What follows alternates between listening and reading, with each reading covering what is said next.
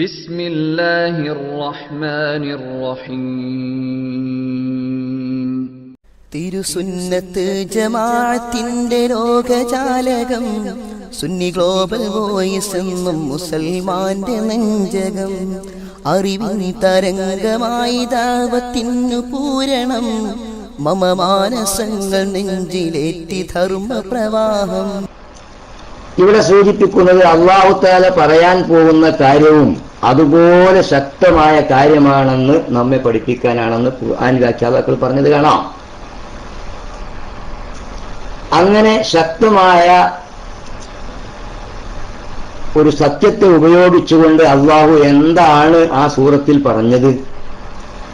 മനുഷ്യവർഗത്തിന് മുഴുവൻ നഷ്ടമാകുന്നു പരലോകത്ത്.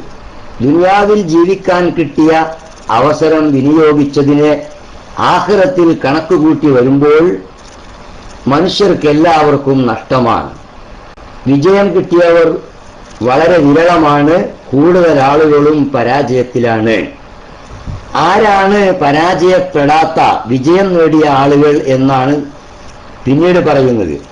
ഇന്നൽ ഇൻസാന ലഫീ ഖുസ്രിൻ, എല്ലാ മനുഷ്യർക്കും പരാജയമാകുന്നു എന്ന് പറഞ്ഞ ശേഷം പരാജയമില്ലാത്തവർ ഒരു വിഭാഗം മാത്രമാണ്. അതാരാ? ഇല്ലല്ലദീന ആമനൂ വ അമിലുസ് സ്വാലിഹാത്തി വതവാസൗ ബിൽ ഹഖ് വതവാസൗ ബിസ്സബ്ർ. 4 ഗുണങ്ങൾ എടുത്തു പറഞ്ഞ് ആ 4 ഗുണങ്ങളും കൂടി ഒരുമിച്ച് ചേർന്ന ഒരു വിഭാഗത്തിന് മാത്രമേ വിജയമുള്ളൂ. ആഖിറത്തിൽ വിജയം കിട്ടണമെങ്കിൽ ഈ 4 കാര്യങ്ങൾ ഒന്നിക്കണം. അതില്ലാത്ത 4-ൽ 1 കുറഞ്ഞാൽ, 4-ൽ 1 മാത്രം ഉണ്ടായാൽ അതൊന്നും ആഖിറത്തിലെ പരാജയത്തിൽ നിന്ന് അവന് രക്ഷ നൽകില്ല. 4ഉം കൂടി ഉണ്ടായ ഒരു വിഭാഗം, അവർക്ക് മാത്രമേ പരലോക വിജയമുള്ളൂ എന്നാണ് ഈ സൂറത്തിലൂടെ അല്ലാഹു പറഞ്ഞത്. ഏതാണ് ആ 4 കാര്യം? ഇല്ലല്ലദീന ആമനു, 1 വിശ്വാസം ക്ലിയറാക്കിയ ആളുകൾ. അതോടൊപ്പം വ അമിലുസ് സ്വാലിഹാത്തി, സുഹൃതങ്ങൾ ചെയ്യുകയും, വതവാസൗ ബിൽ ഹഖ്, സത്യോപദേശം നടത്തുകയും, വതവാസൗ ബിസ്സബ്ർ, ക്ഷമോപദേശം നടത്തുകയും ചെയ്ത ഈ ഒരു വിഭാഗമൊഴിച്ച് ബാക്കി എല്ലാവരും ആഖിറത്തിൽ പരാജയമേറ്റുവാങ്ങുന്നവരാണെന്ന് കാലത്തെ പിടിച്ച് സത്യം ചെയ്തുകൊണ്ട് അല്ലാഹു പറഞ്ഞ ഗൗരവമേറിയ ഒരു വിഷയം ഇന്നത്തെ ഞാൻ നിങ്ങളോട് സംസാരിക്കാൻ പോകുന്ന വിഷയത്തിന്റെ ഒരു ആമുഖം എന്ന നിലയിൽ ആ സൂറത്തിനെ ഞാൻ എടുത്തു വെച്ചതാണ്. എന്താണ് ആ സൂറത്തിൽ നമുക്ക് ആമുഖത്തിൽ മനസ്സിലാക്കാനുള്ളത്? ഇവിടെ അല്ലാഹു തആല ആഖിറത്തിൽ വിജയിക്കുന്ന വിഭാഗത്തിന് 4 ഗുണങ്ങൾ പറഞ്ഞെടുത്ത് ഏറ്റവും ആദ്യം എണ്ണിയത് ഇല്ലല്ലദീന ആമനു, വിശ്വാസ കാര്യങ്ങൾ ശരിപ്പെടുത്തിയ ആളുകൾ. ശേഷം പറയുന്ന 3 സുഹൃതങ്ങളും ഈ വിശ്വാസം ശരിപ്പെടുത്തിയവർക്ക് മാത്രമേ ഗുണം ചെയ്യൂ. വിശ്വാസത്തിൽ തകരാറുണ്ടാവുകയോ വിശ്വാസം ഇല്ലാതിരിക്കുകയോ അതിനേതെങ്കിലും വൈകല്യങ്ങൾ ഏൽക്കുകയോ ചെയ്താൽ അങ്ങനത്തെ ആളുകൾക്ക് പിന്നെ പറഞ്ഞ വഅമിലുസ് സ്വാലിഹാത്തി, അതിനകത്തുൾക്കൊള്ളുന്ന ഏത് സുഹൃതവും ഏത് സത്യോപദേശവും എത്ര ആഴത്തിലുള്ള ക്ഷമയും ക്ഷമോപദേശവും അയാൾക്ക് ഗുണം ചെയ്യില്ല. ഇത് പഠിപ്പിക്കാനാണ് 4 എണ്ണിയെടുത്ത് ആദ്യം ഈമാനിന്റെ കാര്യം സൂചിപ്പിച്ചത്.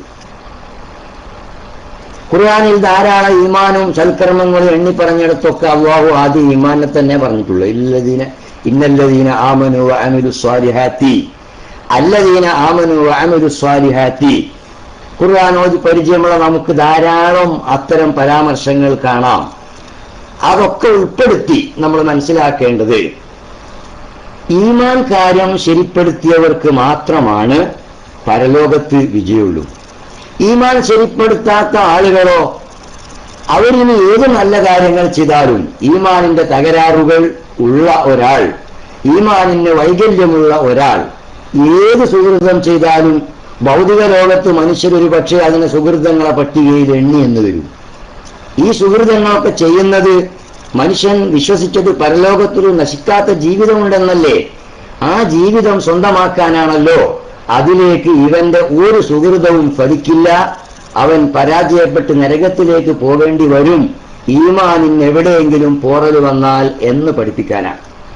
അതുകൊണ്ട് ഏറ്റവും ആദ്യം നാം ഈമാനിനെ ഇന്ന് വികലമാക്കപ്പെട്ട ഒരുപാട് ആശയങ്ങളിൽ വളരെയധികം അപകടകാരിയായി സമുദായത്തെ പിടിപെട്ടിട്ടുള്ളത് തന്റെ വിശ്വാസ രംഗത്ത് തന്നെയാണ്.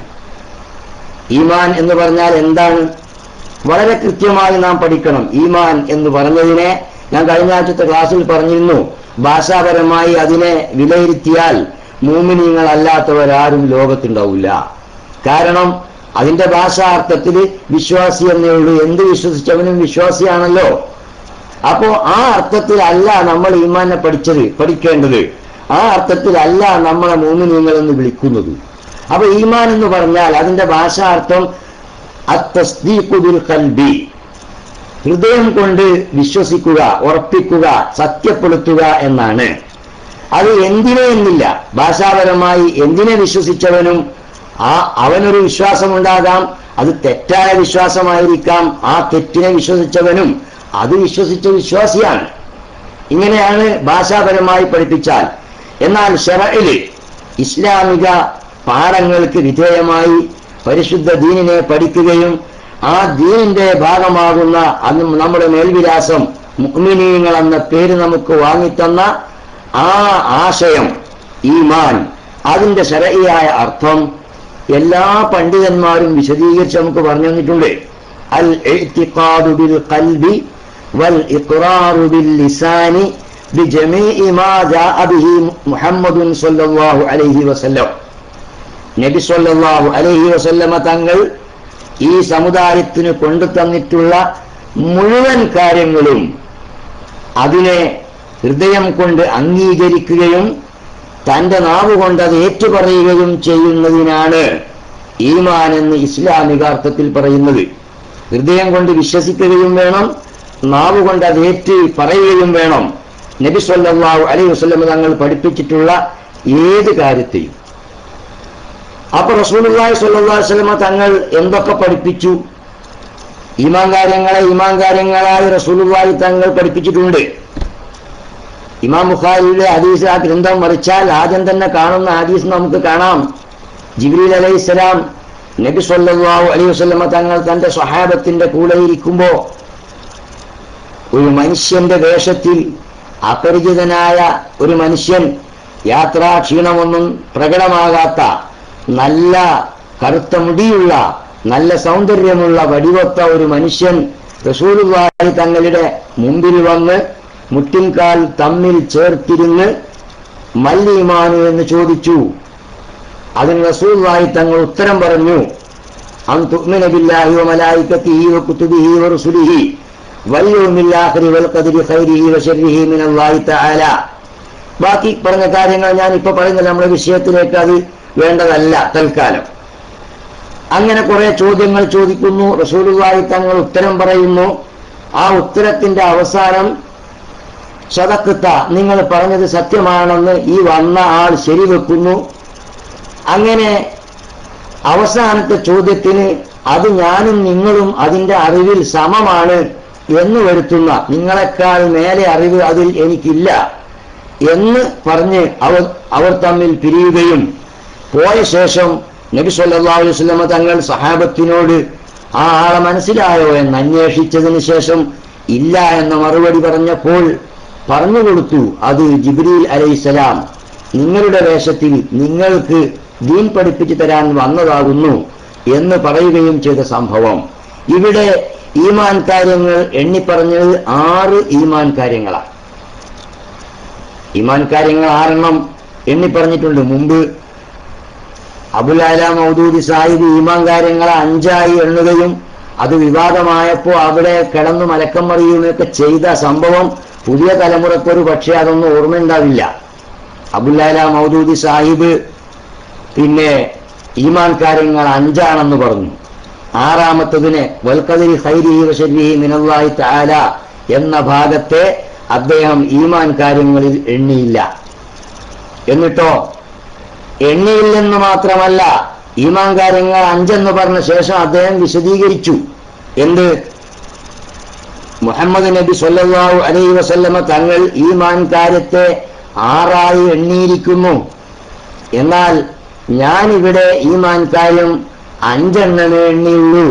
അതിന് കാരണം പരിശുദ്ധ ഖുർആൻ ഞാൻ പരിശോധിച്ചപ്പോൾ അല്ലാഹു തആല 5 പറഞ്ഞിട്ടുള്ളൂ എന്നതിനാൽ ഞാൻ 5 ഈമാൻ കാര്യത്തെ മനസ്സിലാക്കിയിട്ടുള്ളൂ എന്ന് അദ്ദേഹം തന്റെ ഇസ്ലാം മതം എന്ന പുസ്തകത്തിൽ അതിന്റെ 1-ാം പതിപ്പിൽ അത് വളരെ വ്യക്തമായി പറഞ്ഞു.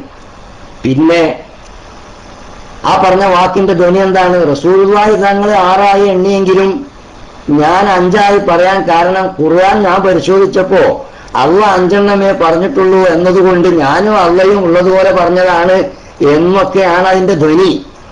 ആ അർത്ഥത്തിൽ അന്നത്തെ സുന്നത്ത് ജമാഅത്തിന്റെ പണ്ഡിതന്മാർ ഈ പരാമർശത്തെ സ്റ്റേജിൽ വിവാദമാക്കിയപ്പോ ജമാഅത്തെ ഇസ്ലാമിയുടെ അന്നത്തെ കേരള അമീറായിരുന്ന എടയൂർ മുഹമ്മദ് അലി സാഹിബ്, അദ്ദേഹം ഇന്ന് ഹയാത്തിലില്ല, അദ്ദേഹം ജീവിച്ചിരിപ്പുണ്ടായിരുന്ന അബുൽ അല സാഹിബിനോട് ബന്ധപ്പെട്ട് ഈ നാട്ടിൽ ഇങ്ങനെയൊക്കെ കുഴപ്പമായിട്ടുണ്ട്, അതുകൊണ്ടൊരു പരിഹാരമൊക്കെ ഉണ്ടാക്കി തരണമെന്ന് പറഞ്ഞതിന്റെ അടിസ്ഥാനത്തിൽ 2-ാം പതിപ്പ് ഇറക്കിയപ്പോൾ അവിടെ അല്പം ഒരു ഭേദഗതിയോടുകൂടെ പിന്നീട് അത് മാറ്റി ഇറക്കുകയാണ് ചെയ്തത്. ഞാൻ സൂചിപ്പിച്ചത് ഒരു പ്രസ്ഥാനത്തിന്റെ തലപ്പത്തിൽ നിന്ന് അതിനെ നയിക്കാൻ ഖുർആനിനെ ഒക്കെ പൂർണ്ണമായി മനസ്സിലാക്കിയ ആളാണ് ഞാനെന്ന് അവകാശപ്പെടുന്ന അത്തരം നമ്മുടെ ഇന്നത്തെ ചില വിദേഹത്തിന്റെ പ്രസ്ഥാനങ്ങൾക്ക് അടിത്തറ പാകിയ ആളുകൾ വരെ റസൂലുള്ളാഹി സ്വല്ലല്ലാഹു അലൈഹി വസല്ലമ തങ്ങൾ ഈമാൻ കാര്യം പഠിപ്പിച്ചതിനെ ഈ അർത്ഥത്തിലൊക്കെ പറയാൻ അവരെ പേന കൊണ്ട് ധൈര്യം കാണിച്ചിരുന്നു എന്ന് പഴയ കാലത്തെ ആളുകൾക്ക് അത് ഓർമ്മയുണ്ടാകാം. പുത്തൻ തലമുറയുടെ ശ്രദ്ധയിൽപ്പെടുത്താൻ വേണ്ടി മാത്രം ഞാൻ പറഞ്ഞതാണ്. എന്നാൽ ഇപ്പോൾ അത് തിരുത്തപ്പെട്ടു. പിന്നീട് ഇറങ്ങിയ പുസ്തകത്തിലൊക്കെ 6 പറഞ്ഞുകൊണ്ട് നമുക്കതൊരു പരാതിയായി അവരെ ഭാഗത്ത് ഇപ്പോൾ പറയേണ്ടതില്ല. ആയിക്കോട്ടെ, 6 പറഞ്ഞപ്പോൾ അൽഹംദുലില്ലാഹ്, നല്ല കാര്യം. നേരത്തെ ഇത് ആകാമായിരുന്നില്ലേ? ഞാൻ സൂചിപ്പിച്ചത് ഇവിടെയൊക്കെ വിദ്യാർത്ഥികാരുടെ അറിവിന്റെ ആഴങ്ങൾ മനസ്സിലാക്കാൻ വേണ്ടി പറഞ്ഞതാണ്. സുന്നത്ത് ജമാഅത്തിന്റെ പണ്ഡിതന്മാർ എപ്പോഴും ഈ ദീനിനെതിരിൽ വരുന്ന മുഴുവൻ അപകടങ്ങളെയും പാറാവുകാരെ പോലെ ഇരുന്ന് തന്നെ അത് കാത്തിരിക്കുന്നവരാണ്. അതാണല്ലോ വാലിമുൻ നുസിബ ഫിദ്ദുനിയ ലിയദ്ഫഅ അൻ ഖൽഖിൻ മദറത്തമാ ഫിദ്ദീനി മുർതഖിബ. വളരെ തത്വമുള്ള ഒരു പദ്യത്തിലൂടെ പറഞ്ഞതാണ്.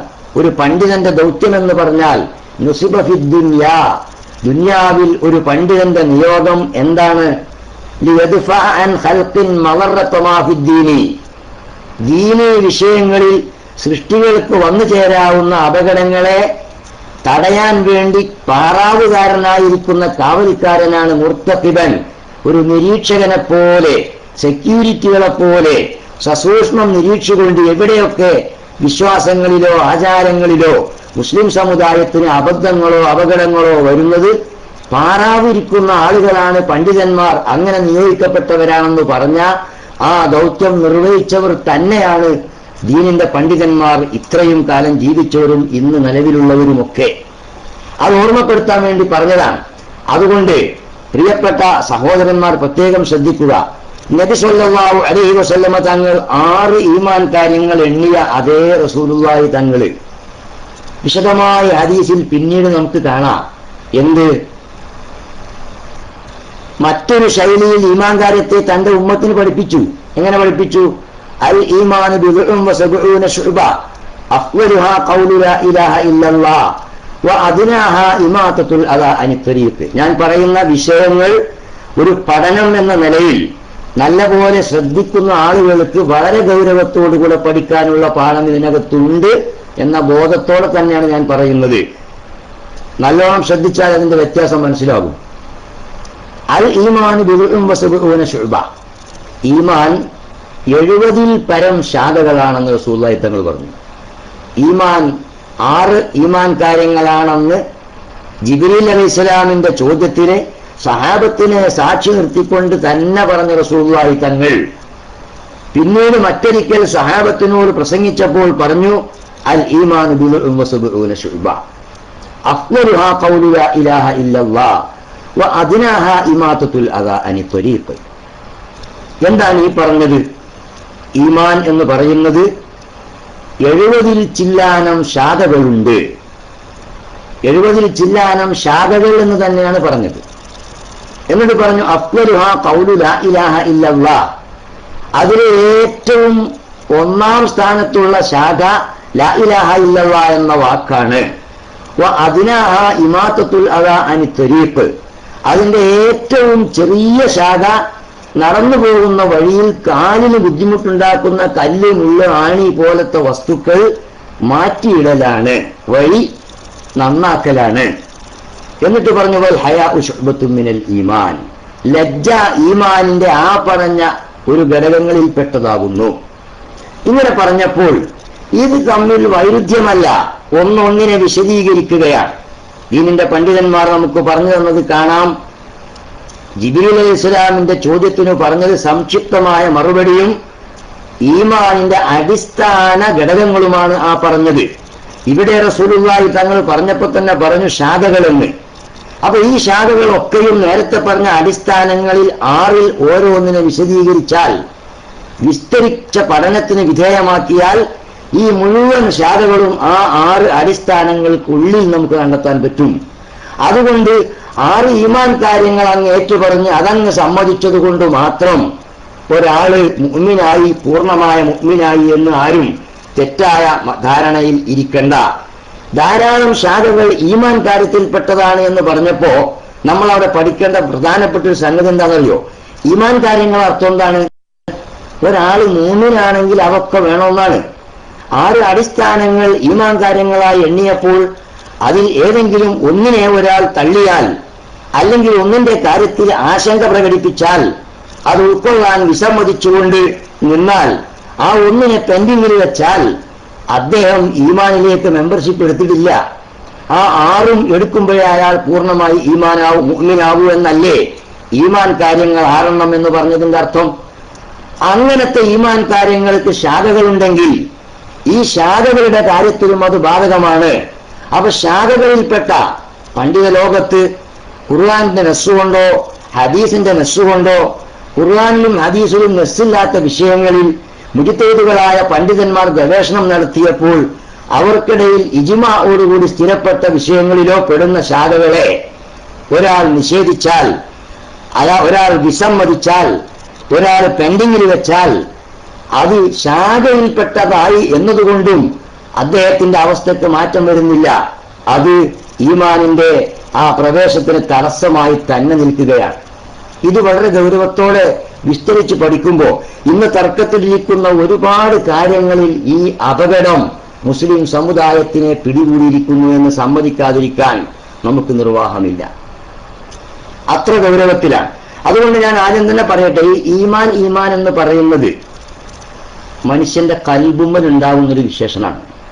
ഈമാന് പ്രവർത്തിമലല്ല. ഈമാൻ കാര്യങ്ങൾ വേറെയും ഇസ്ലാം കാര്യങ്ങൾ വേറെയും പഠിപ്പിക്കപ്പെട്ടല്ലോ. അത് രണ്ടും രണ്ടായി മനസ്സിലാക്കാനാണ്.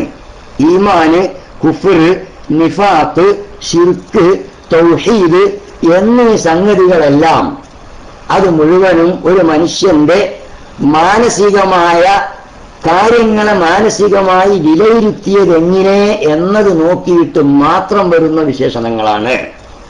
പ്രവർത്തനങ്ങളെ നോക്കി ഒരിക്കലും അതിനെ വിശേഷിപ്പിക്കാൻ സാധ്യമല്ല. പ്രവർത്തനങ്ങൾ കൊണ്ട് ഒരിക്കലും ഒരാൾ ആ നിലവാരത്തിലേക്ക് എത്തുകയുമില്ല. ദീനിന്റെ പണ്ഡിതന്മാർ അതൊക്കെ പലരും വിസ്തരിച്ച് പറഞ്ഞു തന്നിട്ടുണ്ട് നമുക്ക്.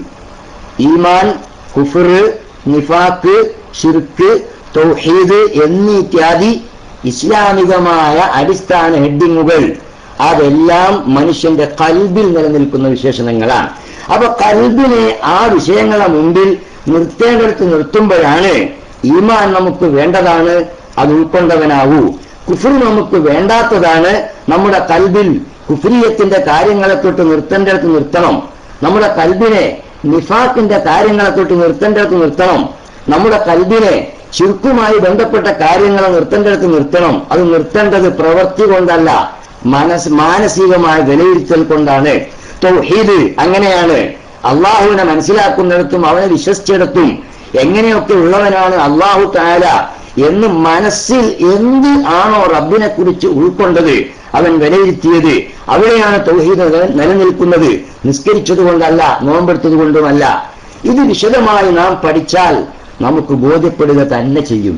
ആ പഠനങ്ങളിലൂടെ കുറച്ചു കാലം നമ്മൾ സഞ്ചരിക്കുമ്പോൾ മുസ്ലിം ഉമ്മത്തിന്റെ ആദർശം എന്ന് പറയുന്നത് അഖീദയെ ഉദ്ദേശിച്ചാണ് കൂടുതലും. അഖീദ അല്ലാത്ത കർമ്മപരമായ കാര്യങ്ങൾക്ക് ആദർശത്തോട് ബന്ധമുണ്ട്.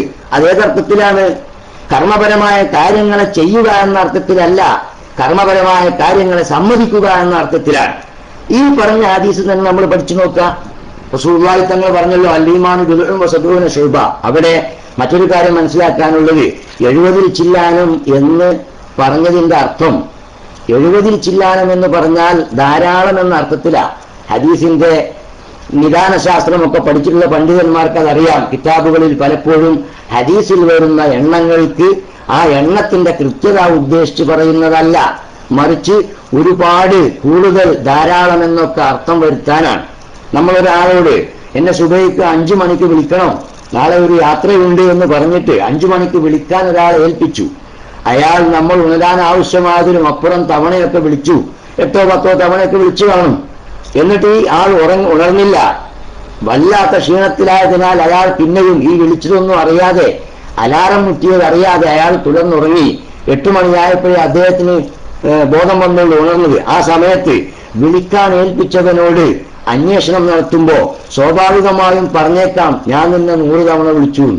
ഈ 100 തവണ എന്ന് പറഞ്ഞതിന്റെ അർത്ഥം 99 പിന്നെ 1 എന്ന 100 അല്ല, പിന്നെയോ ധാരാളം, ആവശ്യത്തിലധികം തവണ എന്നേ അർത്ഥമുള്ളൂ അതിന്. എന്നതുപോലെ ഹദീസുകളിൽ ആ ഉദ്ദേശത്തിലാണ് മിക്ക സ്ഥലങ്ങളിലും അതതിനെ പറയാറുള്ളത്, അക്കങ്ങളെ പറയാറുള്ളത്. അതതിന് മഫ്ഹൂമില്ല എന്ന പണ്ഡിത ഭാഷയിൽ അത് മുതഅല്ലിമീങ്ങൾക്കും പണ്ഡിതന്മാർക്കൊക്കെ മനസ്സിലാകും. അപ്പോ അൽ ഈമാൻ ബിദ്ഉൻ വസബഊന ശുഅബ, ഈമാനിന് 70 പരം എന്ന് പറഞ്ഞാൽ 80 താഴെ എന്ന കൃത്യത മനസ്സിലാക്കേണ്ട. ഈമാനിന് ധാരാളം ശാഖയുണ്ടെന്നാണ്. ആ ധാരാളത്തെ വിശദീകരിക്കുമ്പോൾ ഈമാനിന്റെ വ്യാഖ്യാനം ഞാൻ നേരത്തെ പറഞ്ഞല്ലോ, ശർഈയായ അർത്ഥം അൽ ഇഅ്തിഖാദു ബിൽ ഖൽബി, ഹൃദയം കൊണ്ട് സമ്മതിക്കലാണ്, വൽ ഇഖ്റാറു ബിൽ ലിസാനി, നാവ് കൊണ്ട് ഏറ്റുപറയലുമാണ്, ബിജമീഇ മാ ബിഹി മാ ജാഅ ബിഹി മുഹമ്മദുൻ സല്ലല്ലാഹു അലൈഹി വസല്ലമ, നബി സല്ലല്ലാഹു അലൈഹി വസല്ലമ തങ്ങൾ കൊണ്ടുവന്നതൊക്കെ. ഈ കൊണ്ടുവന്നത് എന്ന് പറയുന്നതിൽ ഇനി നമ്മൾ റസൂലുള്ളാഹി പറഞ്ഞ ശാഖയിലെ പറഞ്ഞ കാര്യങ്ങളെ നോക്കി, ഏറ്റവും ചെറിയ ശാഖ പറഞ്ഞതും ഏറ്റവും ആദ്യത്തെ ശാഖ പറഞ്ഞതും എങ്ങനെയാണ് അത് ഈമാൻ കാര്യങ്ങളിൽ വരുന്നത്? അൻതുഅ്മിന ബില്ലാഹി വ മലായികതിഹി വ കുതുബിഹി വ റുസുലിഹി വൽ യൗമിൽ ആഖിരി വൽ ഖദരി ഖൈരിഹി വ ശർരിഹി മിനല്ലാഹി തആല എന്നതിൽ ഒന്നാമത്തെ ഈമാൻ കാര്യമാണ് അല്ലാഹുവിനെ വിശ്വസിക്കൽ. ഒന്നാമത്തെ ഏറ്റവും വലിയ ശാഖ എണ്ണിയെടുത്ത് ഖൗലു ലാ ഇലാഹ ഇല്ലല്ലാഹ് എന്നതിനെ പറഞ്ഞല്ലോ റസൂലുള്ളാഹി തങ്ങൾ.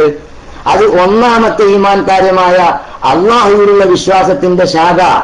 ആ ശാഖകൾ വിശദീകരിച്ചാൽ, അല്ലാഹു എന്ന വാക്കിന്റെ അർത്ഥങ്ങളെ പഠിച്ചാൽ, ആ അല്ലാഹു എന്ന ആൾക്ക് ഉള്ള നാമവിശേഷണങ്ങളെ കുറിച്ച് പഠിച്ചാൽ, അവന്റെ പ്രത്യേകതകളെ കുറിച്ച് പഠിച്ചാൽ, ഈമാൻ കാര്യങ്ങൾ നമ്മൾ പഠിച്ചപ്പോൾ തന്നെ അല്ലാഹുവിലുള്ള വിശ്വാസത്തിന്റെ ഭാഗത്ത് വാജിബായ 20 സിഫത്തുകളും മുസ്തഹീലായ 20 സിഫത്തുകളും ജായിസായ 1 സിഫത്തും കൂടിയ 41 സിഫത്തുകളുടെ സമാഹാരമായിട്ടാണ് ഈമാൻ കാര്യങ്ങൾ ഒന്നാമത്തതിനെ മദ്രസാ പുസ്തകങ്ങളിൽ പോലും നാം പഠിപ്പിച്ചിട്ടുള്ളത്. ആ 41 കാര്യങ്ങളുടെ ആശയങ്ങൾ ഉൾക്കൊണ്ടുകൊണ്ട് അള്ളാഹുവിനെ മനസ്സിലാക്കുകയും അസ്മാഉൽ ഹുസ്നയിൽ എണ്ണിയിട്ടുള്ള 99 നാമങ്ങൾ അത് അള്ളാഹുവിന്റെ വിശേഷണങ്ങൾ തന്നെയാണ്. അതെല്ലാം കൂടി കൂടുമ്പോൾ പടച്ച തമ്പുരാനെ മൊത്തത്തിൽ വിസ്തരിച്ച് മനസ്സിലാക്കിയ ഒരാൾക്കാണ് അള്ളാഹുവിനെ പൂർണ്ണമായി ഉൾക്കൊള്ളാൻ കഴിയുന്നത്. ആ ആൾക്ക് അപ്പൊ മനസ്സിലാകും ലാ ഇലാഹ ഇല്ലല്ലാഹ് എന്ന റസൂലുള്ളാഹി തങ്ങൾ പറഞ്ഞ ഒന്നാമത്തെ ശാഖ, ഒന്നാമത്തെ ഈമാൻ കാര്യത്തിന്റെ ശാഖയിൽ വരുമെങ്കിൽ ഇമാത്തത്തുൽ അനി തരീഖ്, മനുഷ്യൻ നടക്കുന്ന വഴിയിൽ കാണുന്ന കല്ലും മുള്ളിനെയും ഈമാൻ കാര്യത്തിൽ എണ്ണി എന്ന് പറഞ്ഞാൽ അതിന്റെ അർത്ഥം എന്താ? ഈമാൻ കാര്യങ്ങൾ മനുഷ്യനെ മൂമിനാക്കുന്ന സംഗതിയാണ്. അതിലേതെങ്കിലും ഒന്ന് കുറവ് വന്നാൽ അയാൾ മൂമിനല്ലാതാകും. ഈമാൻ കാര്യത്തിൽ ഈ പറഞ്ഞ ചെറിയ വസ്തുവിനെ എണ്ണിയാലോ ഇപ്പറഞ്ഞത് അതിനും ബാധകമാണ്. അപ്പോ വഴിയിൽ കാണുന്ന കല്ലും മുള്ളും മാറ്റിയിടൽ മനുഷ്യന്റെ ഈമാൻ കാര്യത്തിൽ അതിന് പങ്കുണ്ട്. അതുകൊണ്ടാണ് റസൂലുള്ളാഹി തങ്ങൾ എണ്ണിയത്. മനുഷ്യനെ കാഫിറാക്കുന്നതിലും അതിന് പങ്കുണ്ട്. മുഅ്മിനാക്കാനും കാഫിറാക്കാനും പങ്കുവഹിക്കുന്ന സംഗതിയാണ് ഈമാൻ കാര്യങ്ങളിൽ എണ്ണുന്നത്. അത് ലാ ഇലാഹ ഇല്ലല്ലാഹ് എന്ന വാക്കിനെ എണ്ണിയപ്പോൾ ആ വാക്കിന് എങ്ങനെയാണ് മനുഷ്യനെ മൂമിനാക്കുന്നതിലും കാഫിറാക്കുന്നതിലുമുള്ള പങ്ക് നമ്മൾ മനസ്സിലാക്കേണ്ടത്? ലാ ഇലാഹ ഇല്ലല്ലാഹ് എന്നൊരാൾ പറഞ്ഞാൽ അയാൾ മുഅ്മിനായി എന്നാണോ? ലാ ഇലാഹ ഇല്ലല്ലാഹ് എന്ന് പറയാതിരുന്നാൽ അയാൾ കാഫിറായി എന്നാണോ? രണ്ടുമല്ല. പിന്നെന്താണ്? ലാ ഇലാഹ ഇല്ലല്ലാഹ് പറഞ്ഞാൽ മുഅ്മിനാകുമെങ്കിൽ എത്ര മുസ്ലിങ്ങളല്ലാത്ത ആളുകൾ ലാ ഇലാഹ ഇല്ലല്ലാഹ് പറഞ്ഞിട്ടുണ്ട്. നമ്മുടെ യേശുദാസിന്റെ ഒക്കെ പാട്ടിൽ എത്ര ലാ ഇലാഹ ഇല്ലല്ലാഹ് ഉണ്ട്. അങ്ങനത്തെ മുസ്ലിങ്ങൾ അല്ലാത്ത ആളുകൾ, ഗായകന്മാർ, എഴുത്തുകാർ എഴുതിയ കവികളിലും കവിതകളിലും പാട്ടിലുമൊക്കെ എത്ര ലാ ഇലാഹ ഇല്ലല്ലാഹ് ഉണ്ട്. അത് പറഞ്ഞില്ലേ? പറഞ്ഞതുകൊണ്ട് മുഅ്മിനാകുമോ? അപ്പൊ പറഞ്ഞാൽ മുഅ്മിനാവുക എന്നല്ല, പറയാതിരുന്നാൽ കാഫിറാകുമെന്നുമല്ല ആ പറഞ്ഞതിന്റെ അർത്ഥം. അങ്ങനെയാണെങ്കിൽ നമുക്കൊക്കെ ജനിച്ചു വീഴുന്ന കുട്ടികൾ മുഅ്മിനല്ല എന്ന് പറയേണ്ടി വരില്ലേ? ഊമകൾ മുഅ്മിനല്ലെന്ന് പറയേണ്ടി വരില്ലേ? അത് പറയാത്ത ഒരുപാട് മുഅ്മിനീങ്ങളില്ലേ? നമ്മുടെ മദ്രസയിലൊക്കെ പഠിക്കുന്ന കുട്ടികൾ മദ്രസയിൽ പോകുന്നതിന്റെ മുമ്പ് ലാ ഇലാഹ ഇല്ലല്ലാഹ് പറഞ്ഞവരാണോ? ഒരിക്കലും അല്ല. അവർ മുഅ്മിനീങ്ങളല്ലേ? അവർ മുഅ്മിനീങ്ങൾ തന്നെയാണ്. അപ്പൊ എന്താണ് ഇതിന്റെ അർത്ഥം? ലാ ഇലാഹ ഇല്ലല്ലാഹ് പറഞ്ഞാൽ മുഅ്മിനാകുമെന്നോ പറയാതിരുന്നാൽ കാഫിറാകുമെന്നോ രണ്ടുമല്ല. ലാ ഇലാഹ ഇല്ലല്ലാഹ് എന്നതൊരു വാക്കാണ്. ആ വാക്ക് ഉൾക്കൊള്ളുന്ന ഒരു ആശയമുണ്ട്. ആ ആശയം തന്റെ മനസ്സിൽ നീ അംഗീകരിച്ചിരിക്കണം. ഇതാണ്. അതിനെ സമ്മതിക്കാന്ന് പറഞ്ഞാൽ അത് സമ്മതിച്ചവൻ അവൻ മുഅ്മിനാണ്. ഇനി ഇസ്ലാമിന് പുറത്തുനിന്നുള്ള ഒരാൾ ഇസ്ലാം മതം സ്വീകരിക്കാൻ തീരുമാനിച്ചു, അയാൾ കടന്നു വരുന്നുവെങ്കിൽ അങ്ങനത്തെ വ്യക്തിക്ക് മാത്രമുള്ള കടമയാണ് ഷഹാദത്ത് കലിമ കൊണ്ട് അത് മുഴിയൽ. അല്ലെങ്കിലോ ഇസ്ലാമിൽ ജനിച്ച ഒരാള് ലാ ഇലാഹ ഇല്ലല്ലാഹ് പറഞ്ഞില്ലെങ്കിലും മുഅ്മിൻ തന്നെയാണ്. പറഞ്ഞാൽ ദിക്ർ ചൊല്ലിയ കൂലി കിട്ടും. ഇതല്ലേ അതിനർത്ഥം? അപ്പൊ അതിന്റെ ആശയത്തെ, ആ പറഞ്ഞതിന്റെ അഡ്രസ്, ലോകത്ത് ആരാധനക്കർഹതയുള്ള ആൾ ഒന്ന് മാത്രമേ ഉള്ളൂ, അത് അല്ലാഹു തആലയാണെന്നാണ് ആ വാചകത്തിന്റെ ഉള്ളടക്കം. അതാകുന്നു ശരിയെന്ന് നിന്റെ മനസ്സുകൊണ്ട് നീ അംഗീകരിച്ചാൽ, ഇപ്പൊ ലാ ഇലാഹ ഇല്ലല്ലാഹ് എന്ന ശാഖയെ അംഗീകരിച്ചവനാണ്. ഇതേ അളവുകോൽ കൊണ്ട് ഏറ്റവും ചെറിയ ശാഖയെ ഒന്ന് അളന്നു നോക്ക്. നടന്നു പോകുന്ന വഴിയിൽ കല്ലോ മുള്ളോ കണ്ടാൽ ആ കല്ലും മുള്ളും ഒരാൾ എടുത്തിട്ട് പോയാൽ ആ പ്രവൃത്തി കൊണ്ട് അയാൾ മുഅ്മിനായി എന്ന് ഒരു പൊട്ടനും പറയില്ല. അതേസമയം എടുത്തിടാതെ പോയ ഒരു മുസ്ലിം കാഫിറായി എന്നും പറയില്ല. റസൂലുള്ളാഹി തങ്ങൾ ഈമാൻ കാര്യത്തിലല്ലേ ഈ വസ്തുത എണ്ണിയത്?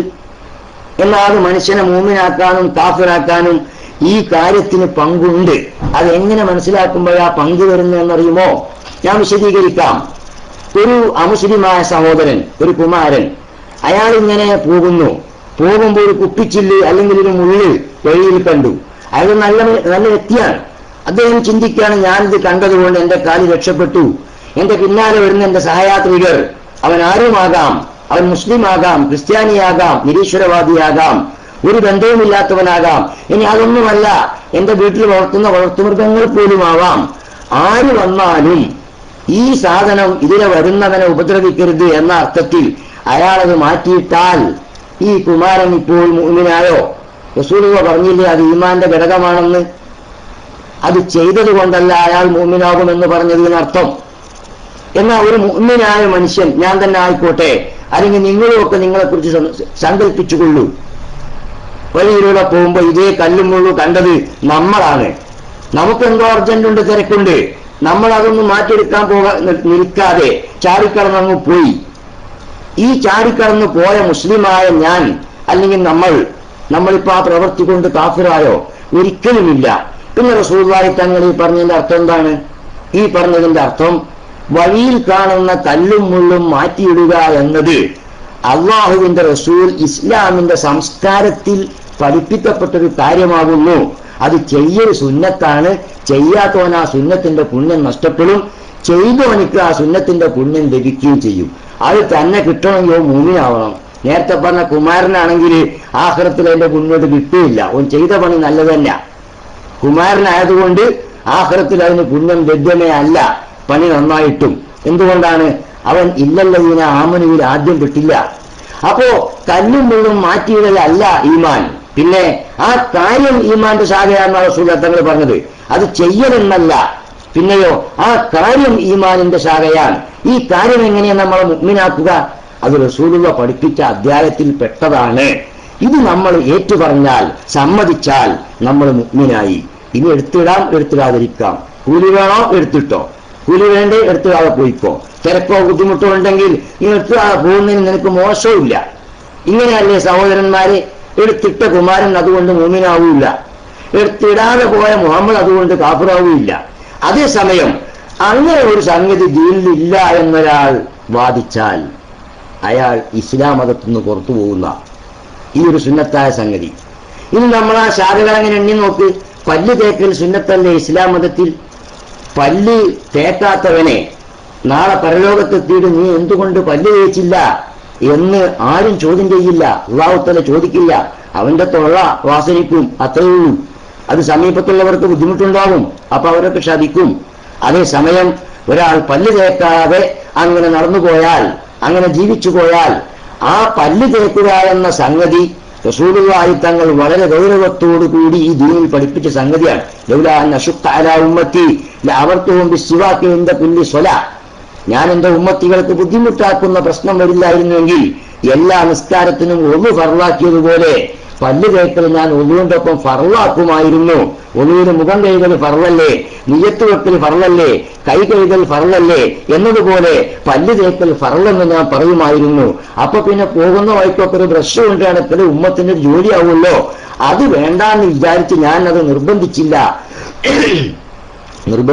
എന്ന് പറഞ്ഞതുകൊണ്ട് അതിന്റെ സുന്നത്ത് നിലനിൽക്കുന്നു. അള്ളാഹുവിന്റെ റസൂലിന്റെ താല്പര്യം അത് നിർബന്ധമാക്കാൻ മാത്രം ഉണ്ട് എന്ന അർത്ഥത്തിൽ ആ സുന്നത്ത് മുഅക്കദാവുന്നു, ശക്തമായ സുന്നത്താവുന്നു. പല്ല് തേക്കുക എന്നൊരു മനുഷ്യൻ അത് കർമ്മരംഗത്ത് കൊണ്ടുവരുന്നത് അയാളുടെ ഇഷ്ടാനിഷ്ടങ്ങൾക്ക് വിധേയമാണ്. വേണമെങ്കിൽ ചെയ്യാം, ചെയ്താൽ വലിയ ഈ പുണ്യം കിട്ടും, നാട്ടുകാർക്ക് വാസനയും പോയി കിട്ടും, അവനിക്കും വാസന പോയി കിട്ടും. ചെയ്യാതിരുന്നാലോ അവൻ അള്ളാന്റെ ഭാഗത്ത് കുറ്റമില്ല. പക്ഷെ പല്ല് തേക്കൽ ദീനിലെ ഒരു സംഗതിയാണെന്ന് സമ്മതിക്കാതിരുന്നാൽ അവൻ ഈ മതത്തിന്ന് പുറത്താണ്. ഞാൻ പറഞ്ഞത് ഈമാൻ എന്ന് പറഞ്ഞാൽ ഹൃദയത്തിലാണ്, അത് കർമ്മത്തിലല്ല. അത് കുഫ്റും അങ്ങനെ തന്നെയാണ്, അത് കർമ്മത്തിലല്ല ഹൃദയത്തിലാണ്.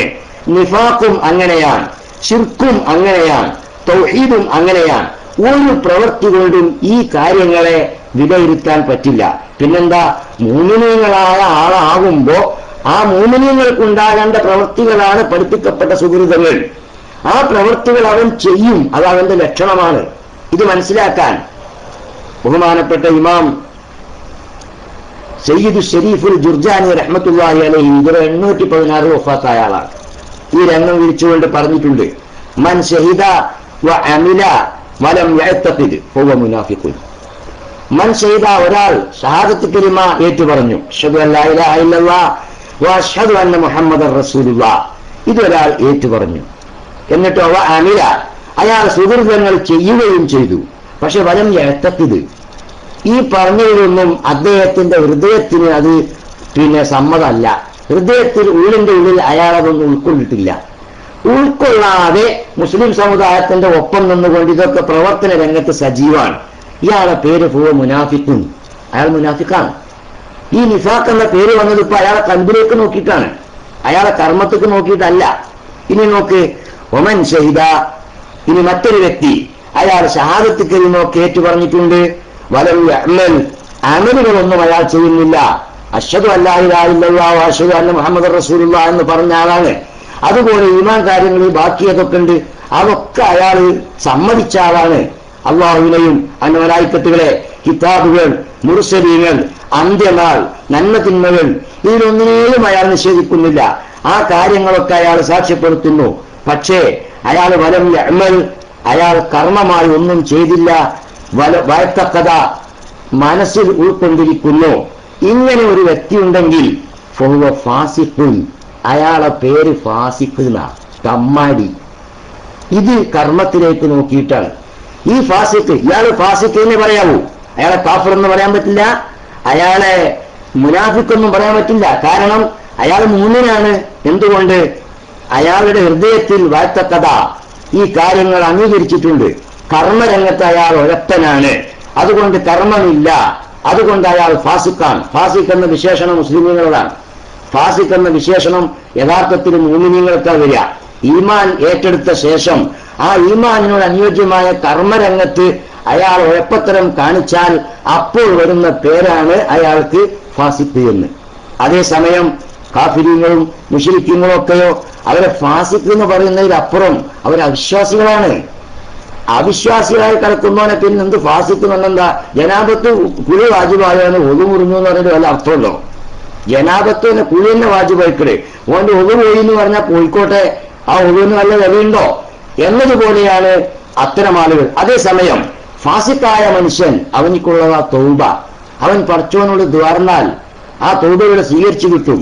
അതേസമയം മുനാഫിക്കോ അതുപോലത്തെ മറ്റുള്ള ആളുകളോ അവർ തൗബ പോലെ അവർ ആദ്യം ഷഹാദത്ത് കലിമയിൽ മെമ്പർഷിപ്പ് എടുക്കണം, എന്നിട്ടാണ് അതോടുകൂടി തന്നെ തൗബ വേണ്ട. കുഫ്രിയത്ത് ഈമാനിക്ക് വന്നാൽ അവരെ ചില പാപങ്ങളൊക്കെ പൊറുക്കപ്പെടുകയും ചെയ്തു. ഇത് വളരെ വ്യത്യാസമുണ്ട്. ഈ വ്യത്യാസങ്ങളെല്ലാം ഹൃദയത്തിലേക്ക് നോക്കിക്കൊണ്ടാണ് ഒരു മനുഷ്യൻ ഈ പേരുകളൊക്കെ വരുന്നത്. അതേസമയം ബഹുമാനപ്പെട്ട ഇമാം സയ്യിദ് ഷരീഫ് ജുർജാനി പറയുന്ന കേൾക്കുക, വമൻ അഖല്ല ബിശ്ശഹാദ, ഒരാൾ അഖല്ല ബിശ്ശഹാദ അശ്ഹദു അല്ലാ ഇലാഹ ഇല്ലല്ലാഹു വ അശ്ഹദു അന്ന മുഹമ്മദർ റസൂലുള്ളാഹ് എന്ന വിശ്വാസത്തിന്റെ പ്രധാനമായ ആ ഭാഗത്തെ സാക്ഷ്യപ്പെടുത്താൻ അയാൾ വിസമ്മതിച്ചു, അതിനയാൾ തയ്യാറല്ല എങ്കിൽ ഫഹുവ കാഫിറുൻ. അപ്പം മാനസികമായി അത് അംഗീകരിക്കാൻ തയ്യാറാകാതെ വന്നപ്പോൾ അയാൾ കാഫിറാണ്. മാനസികമായി അംഗീകരിക്കാതെ തന്നെ കർമ്മരംഗത്ത് സജീവമായ ആൾ അയാൾ മുനാഫിക്കാണ്. മുനാഫിക്ക് എന്ന് പറഞ്ഞാൽ കാഫിർ തന്നെയാ, മനസ്സുകൊണ്ട് അംഗീകരിച്ചില്ല. അതേസമയം കർമ്മരംഗം മോശമായി അയാൾ വിശ്വസിച്ചിരിക്കുന്നു, സാക്ഷി പറഞ്ഞിരിക്കുന്നു, കർമ്മത്തിൽ അയാൾ തീരെയില്ല. അങ്ങനത്തെ ഒരാൾ ഫാസിക്കെന്നുമാണ്. എന്റെ പ്രിയപ്പെട്ട കൂട്ടുകാരോട് ഞാൻ ഓർമ്മപ്പെടുത്തിയത് ദീനിന്റെ ഇത്തരം പദങ്ങളെ അത് അർഹിക്കുന്ന അർത്ഥത്തിൽ ഉൾക്കൊണ്ട ശേഷമാണ് നമ്മൾ ഇനി ഇതിനോട് വിലയിരുത്തിക്കൊണ്ട് നമ്മുടെ കർമ്മങ്ങളെ പഠിക്കേണ്ടത്. ഇമാം സയ്യിദ് ഷരീഫ് ജുർജാനി ഈ ചർച്ചയ്ക്ക് ശേഷം ഈമാനിനെ 5 ഘടകങ്ങളായി തന്റെ ആ ഗ്രന്ഥത്തിൽ വിശദീകരിച്ചിട്ടുണ്ട്. ഈമാൻ 5 നിലക്ക് വരുമെന്ന്. അൽ ഈമാനുൽ മത്ബൂഉ, അൽ ഈമാനുൽ മഅസൂം, അൽ ഈമാനുൽ മഖ്ബൂൽ, അൽ ഈമാനുൽ മൗഖൂഫ്, അൽ ഈമാനുൽ മർദൂദ്. 5 തരം ഈമാൻ വിശ്വാസങ്ങൾ മനുഷ്യന്റെ മുമ്പിലുണ്ട്. ആ 5 തരം വിശ്വാസങ്ങളും ഇസ്ലാമിക വിശ്വാസങ്ങളെ പറ്റിയാണ് പറയുന്നത്. അതിൽ ഒന്നിന്റെ പേര് മത്ബൂ എന്നാണ്, ഒന്നിന്റെ പേര് മഅസൂമാണ്, ഒന്നിന്റെ പേര് മഖ്ബൂലാണ്, ഒന്നിന്റെ പേര് മൗഖൂഫാണ്, ഒന്നിന്റെ പേര് മർദൂദാണ്. എന്താണ് ഓരോന്നും?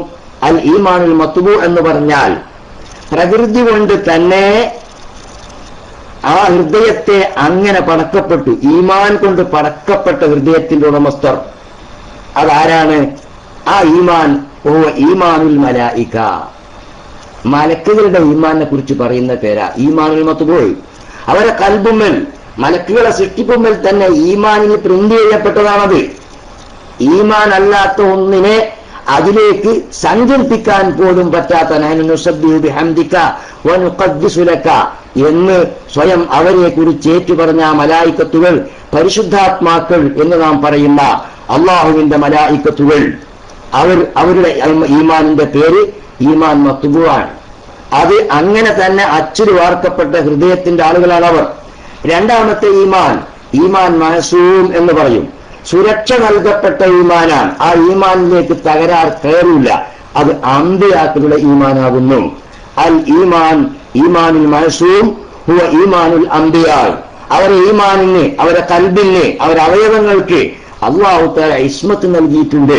അതുകൊണ്ട് ഈമാനിന് വിരുദ്ധമായ ഒരു ചാഞ്ചാട്ടം പോലും, ഒരു തോന്നലുകൾ പോലും, ഒരു ലാഞ്ചന പോലും അവരെ കൽബിന് വരാതെ അല്ലാഹു തആല സൂക്ഷിച്ചിരിക്കുന്നു. മനുഷ്യന്മാരാണ് അവർ, മനുഷ്യന്മാരുടെ കൽബ, നമ്മുടെ കൽബ് പോലത്തെ കൽബ് തന്നെ, നമ്മുടെ ശരീരം പോലത്തെ ആ ബാഹ്യ പ്രകടനങ്ങളിൽ, ബാഹ്യ രൂപങ്ങളിൽ അതുപോലത്തെ തന്നെയാണ്.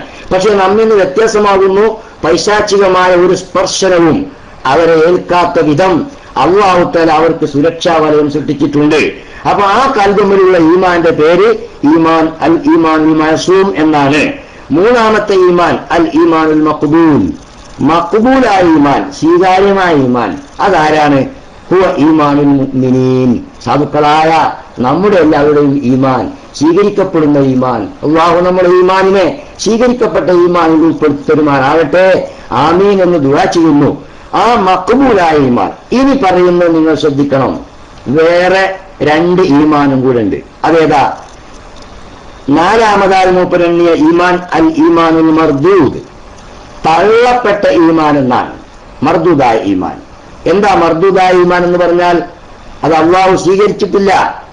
അത് ഹുവ ഈമാനുൽ മുനാഫിഖീൻ, മുനാഫിഖീങ്ങളുടെ ഈമാന.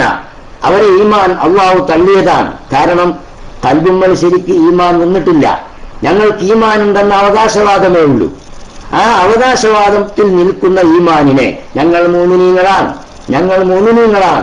എന്ന് എപ്പോഴും കാണുന്ന ഖാലൂ ഇന്നാ മഅക്കും എന്ന് അവരാളുകളത്തേക്ക് ചെന്നാൽ അവരോട് പറയും.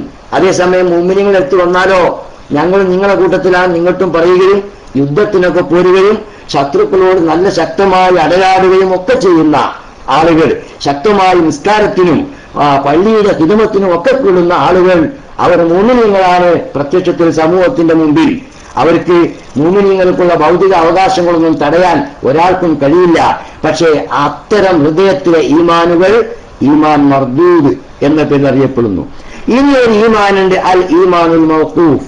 ഇവിടെയാണ് ഈ വിഭജനത്തിന്റെ കഴമ്പ് നമുക്ക് മനസ്സിലാക്കാനുള്ളത്.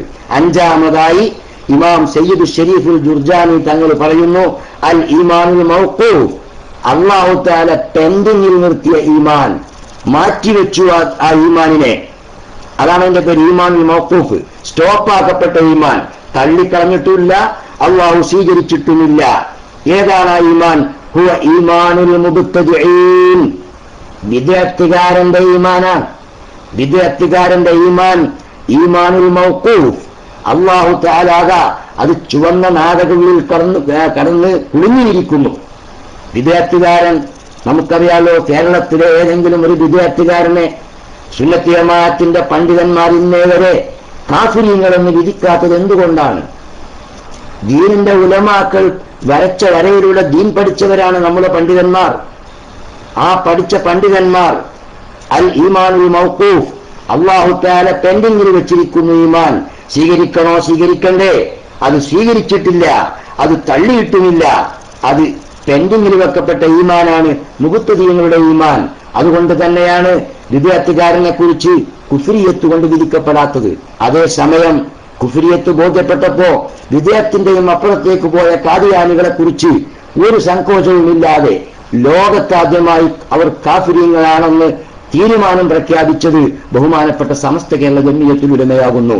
അതിന്റെ ശേഷമാണ് പാകിസ്ഥാൻ ഗവൺമെന്റ് അവിടുത്തെ പണ്ഡിതന്മാരുടെ തീരുമാനം വന്നപ്പോൾ അവരെ ഖാദിയാനികൾ മുസ്ലിങ്ങളല്ല എന്ന് തീരുമാനിച്ചതും ഹജ്ജിന് പോകാൻ അവർക്ക് അനുമതി കൊടുക്കില്ല എന്ന് പാസാക്കിയതും പിന്നീട് മറ്റു മുസ്ലിം രാജ്യങ്ങളൊക്കെ അത് ഏറ്റെടുത്തപ്പോൾ അവർ ഇസ്ലാമിന് പുറത്തായി വന്നത്. ഈ തീരുമാനം കണ്ടെത്തിയതും ആ തീരുമാനം ലോകത്താദ്യം പ്രഖ്യാപിച്ചതും കേരളത്തിലെ മുസ്ലിങ്ങൾക്ക് നേതൃത്വം നൽകുന്ന സമസ്ത കേരള ജംഇയ്യത്തുൽ ഉലമയാണ് ലോകത്തിന്റെ മുമ്പിൽ ആദ്യം പറഞ്ഞതെന്നത് അഭിമാനത്തോടുകൂടി കേരളത്തിലെ ഉലമാക്കളെ പിന്നിൽ അണിനിരന്ന സുന്നത്തി ജമാഅത്തിന്റെ അനുയായികൾക്ക് സന്തോഷിക്കാനുള്ള കാര്യമെന്ന് ഞാൻ ഇടയ്ക്ക് ഓർമ്മപ്പെടുത്തുകയാണ്. ഇവിടെ നമ്മുടെ വിഷയം ഈമാനിന്റെ ഈ വിഭാഗങ്ങളൊക്കെ മനസ്സിലാക്കി കഴിഞ്ഞാൽ ബിദ്അത്തുകാരന്റെ ഈമാനിനെ അല്ലാഹു തആല പെൻഡിങ്ങിൽ വെക്കുന്നു. ഇനി ഞാൻ ആദ്യം ഓതിയ ആയത്തിലെ ഹദീസിലേക്ക് തിരിച്ചു വരൂ. ഈമാനിന് 70-ൽ പരം ശാഖകളുണ്ട്. ഉദാഹരണത്തിന് ഞാൻ എടുക്കട്ടെ, റസൂലുള്ളാഹി തങ്ങൾ ഉദാഹരണമാണല്ലോ പറഞ്ഞത്. ആ ഉദാഹരണത്തിന് നമുക്ക് തറാവീഹ് നിസ്കാരം അതിൽപ്പെട്ടൊരു ശാഖയല്ലേ.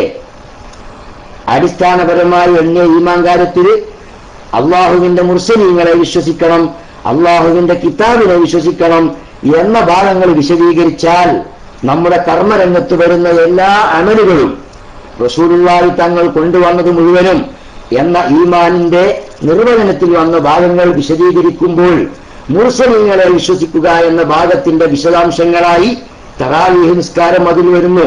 തറാവീഹ് നിസ്കരിക്കലല്ല, അങ്ങനെ ഒരു നിസ്കാരത്തെ സമ്മതിച്ചവൻ മൂമിനാവുന്നു.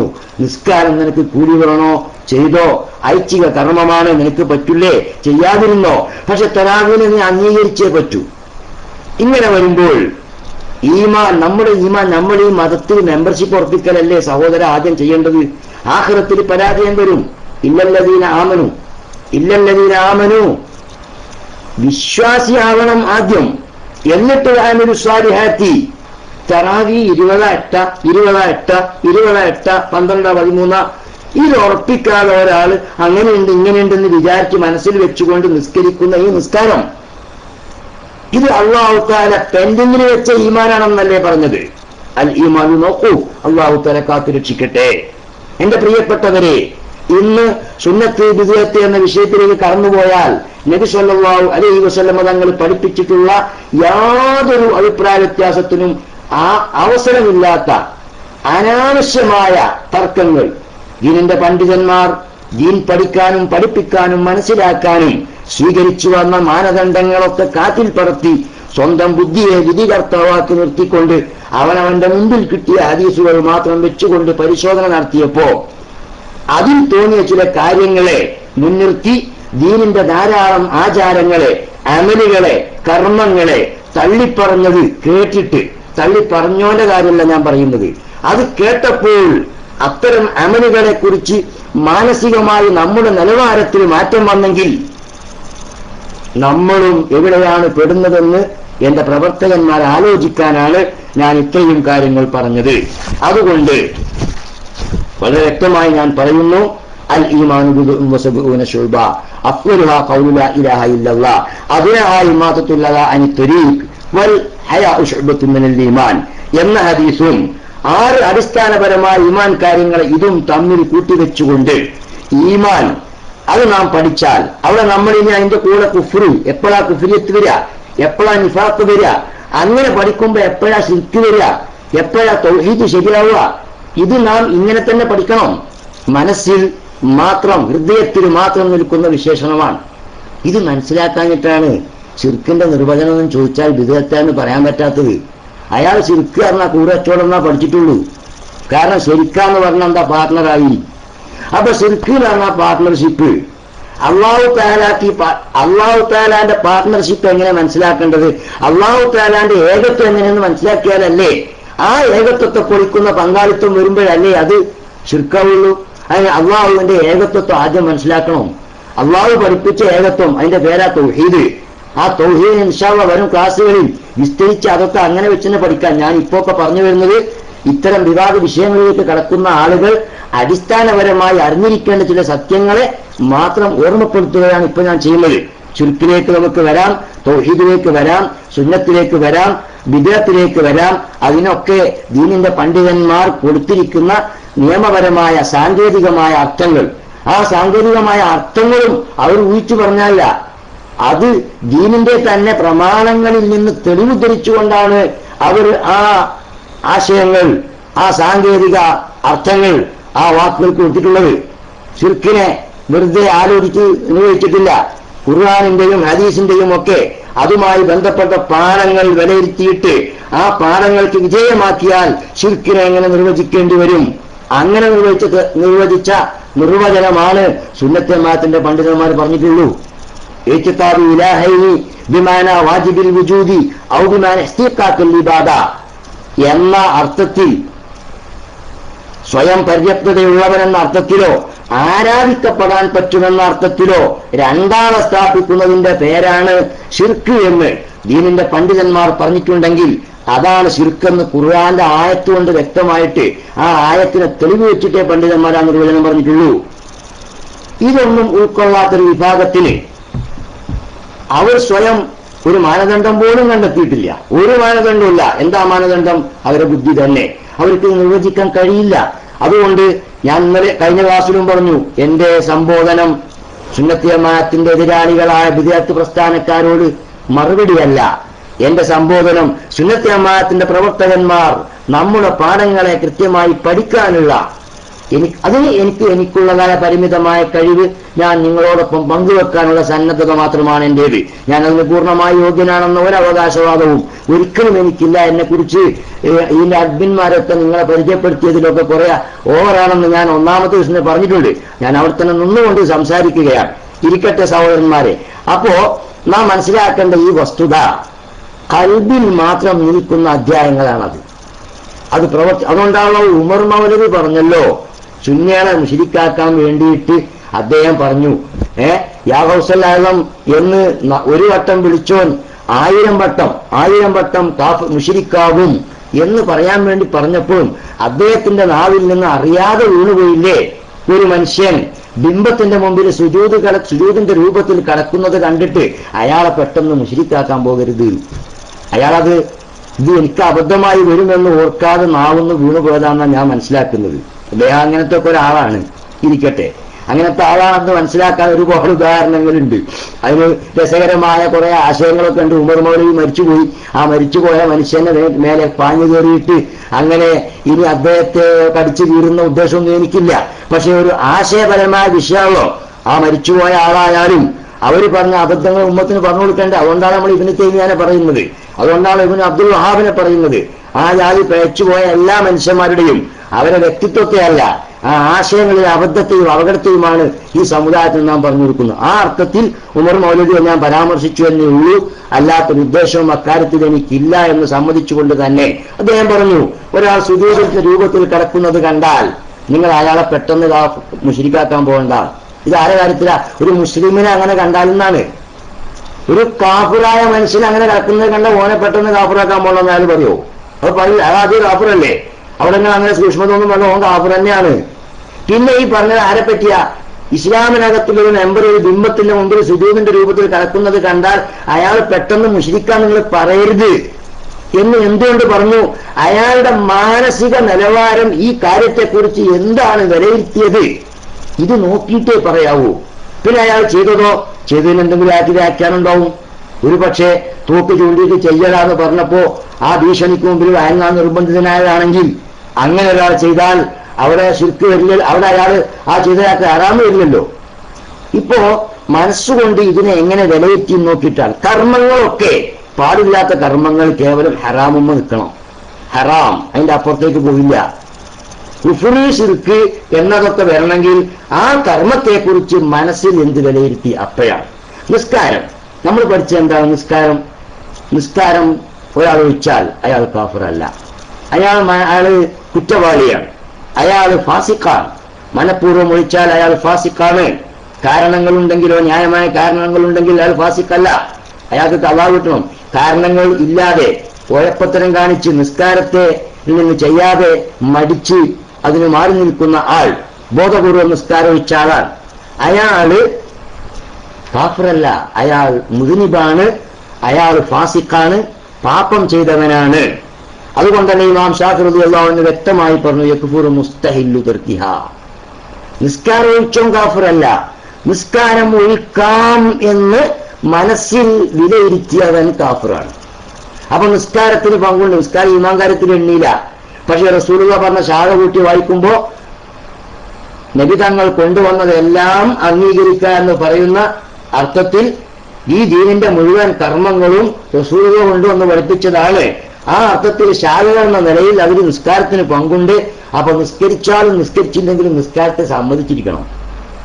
അത് സമ്മതിക്കാതിരുന്നാൽ ആ സമ്മതിക്കാത്തവന്റെ നിലപാടാണ് മുസ്തഹില്ലു തർക്കിയ എന്ന് പറഞ്ഞ് അപ്പൊ അയാൾ കാഫിറാകും. അവിടെ ഫതുൽ മുഅ്മിൻ ഇമാം സൈനുദ്ദീൻ മഖ്ദൂം തങ്ങള് നിസ്കാരം ഒഴിച്ചതിനെ കൊല്ലണം എന്ന വിധി പറഞ്ഞെടുത്ത് ഫതുൽ മുഅ്മിൻ പറഞ്ഞത് കാണാം. ഇയാൾ എങ്ങനെ ഒഴിച്ചു നോക്കിയിട്ടാ. ഇസ്ലാമിക ഭരണമുള്ളിടത്താണെങ്കിൽ നിസ്കാരത്തിന്റെ കാര്യത്തിൽ കടുപ്പപ്പെട്ട ശിക്ഷയുണ്ട്. നോമ്പിനും മറ്റു കാര്യങ്ങൾക്കൊന്നും അതില്ല. നിസ്കാരത്തിന്റെ കാര്യത്തിൽ ഒഴിച്ചാൽ ആ ഒരു നിസ്കാരം ജമ്മാക്കപ്പെടുന്ന നിസ്കാരമാണെങ്കിൽ ജമ്മാക്കപ്പെടുന്ന നിസ്കാരത്തിന്റെ രണ്ടാമത്തെ നിസ്കാരത്തിന്റെയും ടൈം, ഇപ്പൊ ദുഹറാണ് ഒഴിച്ചതെങ്കിൽ അസറിന്റെയും ടൈം കഴിഞ്ഞിട്ട് ഇയാൾ ഈ ദുഹർ നിസ്കരിക്കാൻ സന്നദ്ധനല്ലെങ്കിൽ അയാളെ കൊല്ലണം. കൊല എങ്ങനെയെന്നാ, കൊല്ലലിന്റെ രൂപമല്ല പറഞ്ഞത്, കൊല്ലലിന്റെ അർത്ഥം. അയാളെ കൊല്ലണം. എങ്ങനെ കൊല്ലണം? അയാളെ കൊല്ലണം കഫാറത്ത്, ഫിദിയായിട്ട് അയാളെ കഫാറത്ത് എന്നവർക്ക് കൊല്ലണം. തെറ്റിന്റെ പ്രായച്ചിത്തം എന്ന അർത്ഥത്തിൽ കൊല്ലണം അയാൾ മടിയനായി വെച്ചതാണെങ്കിൽ. അതേസമയം റിദ്ദത്ത് എന്ന നിലയിൽ, കുഫ്ർ എന്ന നിലയിൽ കൊല്ലണം അയാൾ നിഷേധിച്ചു വെച്ചതാണെങ്കിൽ. വളരെ വ്യത്യാസമുണ്ടതിന്. എന്താണ് അതിന്റെ വ്യത്യാസം? നിസ്കാരം ഒഴിച്ചൊരു മനുഷ്യൻ, നൂറ് നിസ്കരിച്ച മനുഷ്യനെ മഗ്‌രിബിന്റെ ശേഷം അയാൾ തൗബ ആവശ്യപ്പെടണം. കാരണം അസറിന്റെ സമയം ളുഹറിനും കൂടി സമയമാണ് ജമ്മാക്കുന്ന സന്ദർഭത്തിലെങ്കിലും. അപ്പോൾ ളുഹർ നിസ്കരിക്കാത്തൊരു മനുഷ്യനെ അയാൾ അസർ കഴിയുന്നത് വരെ അയാൾക്ക് അവസരം കൊടുക്കണം. മഗ്‌രിബിന്റെ ശേഷം അയാളോട് തൗബ ആവശ്യപ്പെടണം, നിസ്കാരം ആവർത്തിക്കാൻ കൽപ്പിക്കണം. എന്നിട്ട് അയാൾ സന്നദ്ധനാവും. ഇല്ലെങ്കിൽ അയാളെ കൊല്ലണം. എങ്ങനെ കൊല്ലണം? തലവെട്ടിയിട്ട് കൊല്ലണം. ആ കൊലയുടെ അർത്ഥം എന്താണ്? ഇയാൾ ഈ ളുഹർ നിസ്കരിക്കാൻ സമ്മതിക്കാതിരുന്നത് ഏത് ആശയത്തിലാണ് എന്ന് നോക്കിയിട്ടുന്ന എന്തിനാണ് നോക്കുന്നത്? ഇയാൾക്ക് നിസ്കാരത്തെ സമ്മതിച്ചിട്ടുണ്ടോ? ദൂരസ്കാരം വേണ്ടാന്ന അഭിപ്രായം ഉണ്ടോ നിനക്ക്? ഇല്ല, ദൂരസ്കാരം ഉള്ളത് തന്നെയാണ്. പിന്നെ ഇതെന്താ ചെയ്യാത്തത്? എനിക്ക് ആവൂല, മടിയാണ്. ഈ അർത്ഥത്തിലാണോ?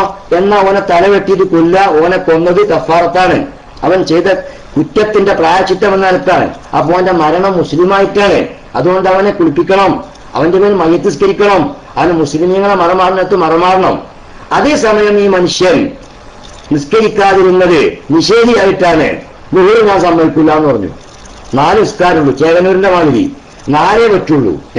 ദുഹൂറില്ല, അതിന് ഞാൻ റെഡിയല്ല എന്ന അർത്ഥത്തിലാണ് ദുഹൂർ നിഷേധിച്ചുകൊണ്ടാണ് അയാൾ നിസ്കാരിക്കാതിരുന്നതെങ്കിൽ ആ മനുഷ്യനെ കൊല്ലേണ്ടത് കുഫ്റൻ, കുഫ്രിയത്തായിട്ട് കൊല്ലണം.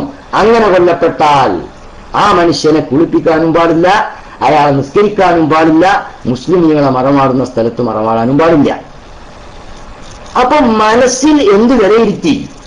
ചെയ്തോ ചെയ്തില്ലേ എന്നതല്ല, ചെയ്താലും ചെയ്തില്ലെങ്കിലും ഈ ചെയ്യാത്തവനും ആ നിസ്കാരത്തെ എങ്ങനെ വിലയിരുത്തി?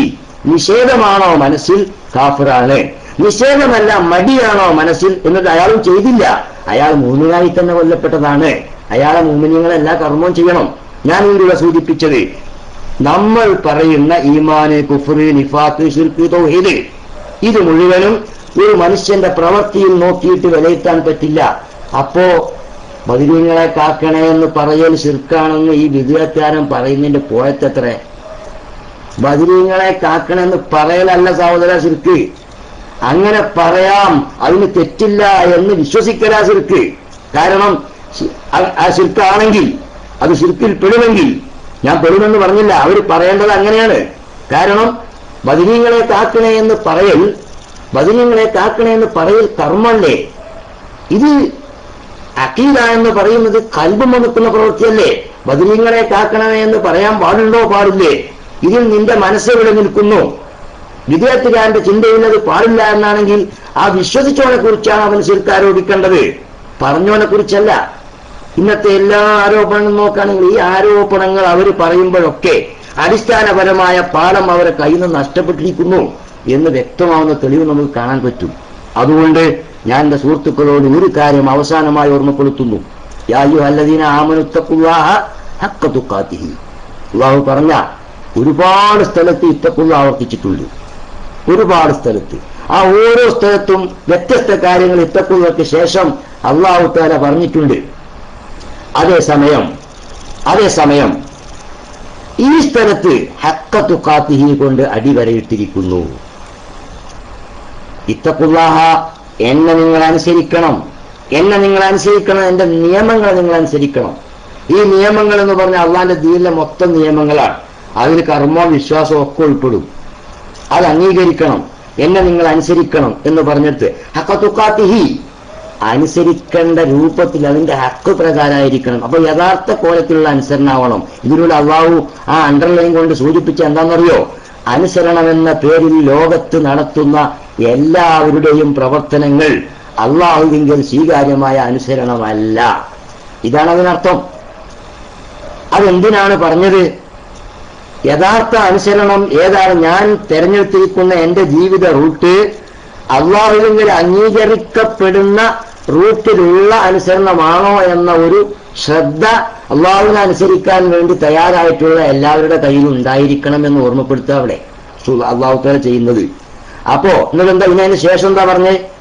അനുസരിക്കുന്ന രൂപത്തിൽ തെറ്റുപറ്റിയാൽ, രൂപത്തിൽ തന്നെ കർമ്മത്തിൽ തെറ്റുപറ്റിയാൽ 2 സുജൂദിന്റെ അടുത്ത് 3 ചെയ്താൽ എന്നല്ല, 2 സുജൂദ് ചെയ്യേണ്ട അടുത്ത് 3 ചെയ്താൽ എന്നല്ല, 3 ചെയ്യാമെന്ന് വിശ്വസിച്ചാൽ ഒരാൾ 2 സുജൂദ് ചെയ്യേണ്ടയിടത്ത് 1 സുജൂദ് കൊണ്ട് മതിയാക്കി,